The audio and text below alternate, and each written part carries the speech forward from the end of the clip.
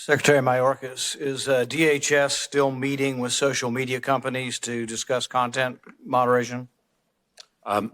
Ranking Member Paul, you and I have discussed this before.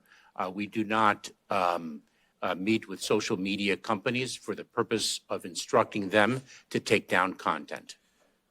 You have never had any meetings with the social media companies to discuss content moderation?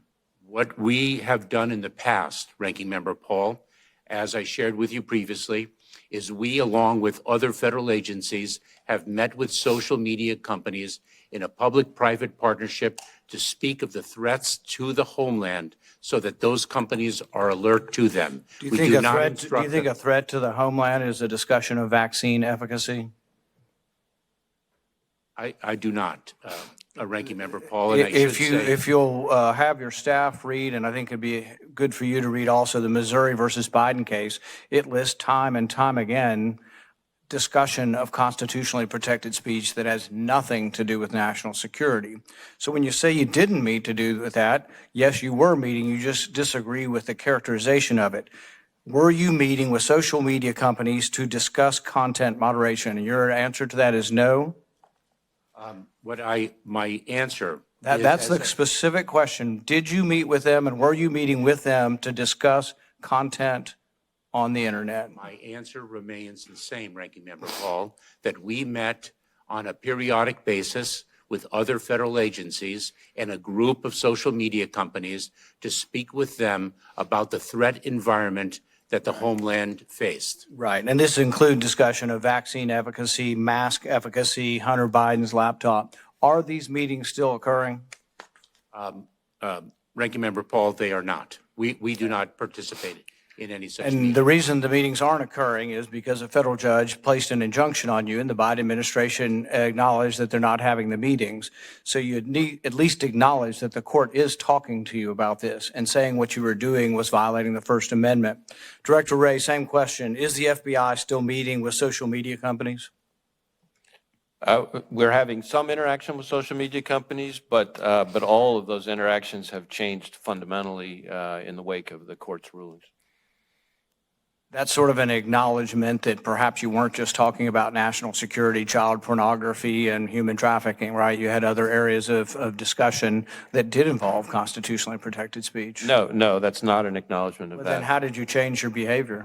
Out of an abundance of caution, in order to make sure that we don't run afoul of any court ruling. I would say, by the way, of course, that the injunction has been stayed by the Supreme Court. Did anybody from the FBI ever discuss constitutionally protected speech with social media organizations? Not to my understanding. Vaccine efficacy, never discussed any post concerning vaccine efficacy?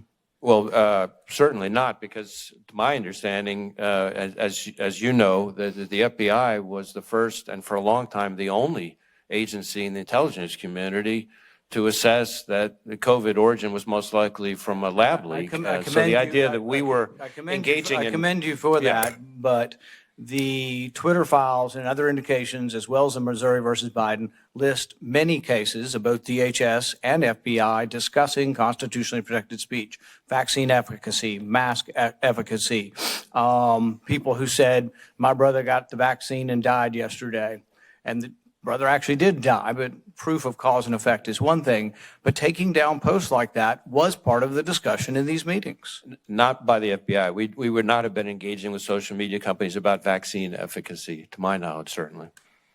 Director Wray, in 2017, the Department of Justice issued subpoenas to members of the House Intelligence Committee, congressional staffers, as well as Senate Judiciary Committee staffers to turn over private information. Were you involved with that investigation, aware of it at the time? I'm not familiar with that specific investigation. This had to do with the leaks, I believe. We have never been told completely, but the leaks concerning the Crossfire Hurricane and the leaks concerning the conversation between Flynn and Kislyak that was wiretapped, that was classified, that somehow got out, but you're not aware of anybody from Congress being investigated? Well, as I sit here right now, that's not something that's ringing a bell for me.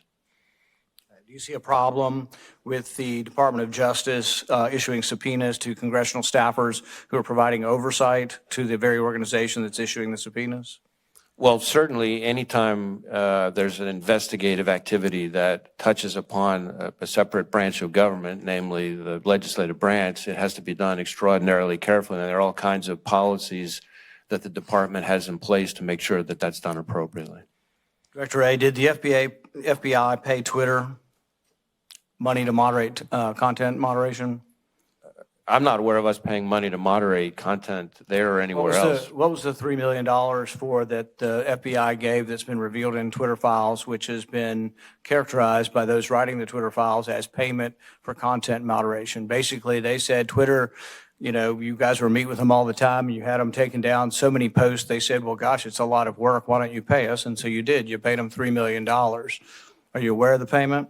Well, I'm not aware of that specific payment, but I can tell you that when it comes to payments, going back well over 4 decades, when we are required by federal law, when a company, like in this instance a provider, goes through expenses to produce information, we're required to reimburse them for those expenses. And so I think that a lot of the questions about payments revolve around exactly that. And you will repeat under oath that there was never any discussion of the FBI to take down constitutionally protected speech. You think it's all national security, child pornography, sex trafficking, no discussion of constitutionally protected speech, because this is all going to come out, and a lot of it's come out already in depositions, but you're saying there was never any discussion by any of your agents in any of these meetings of constitutionally protected speech being taken down? To my knowledge, our agents conducted themselves in compliance with the law throughout. Same question to Secretary Mayorkas. You're not aware of your agents ever discussing any constitutionally protected speech with any of the social media companies? The same answer as Director Ray provided to you, Ranking Member Paul.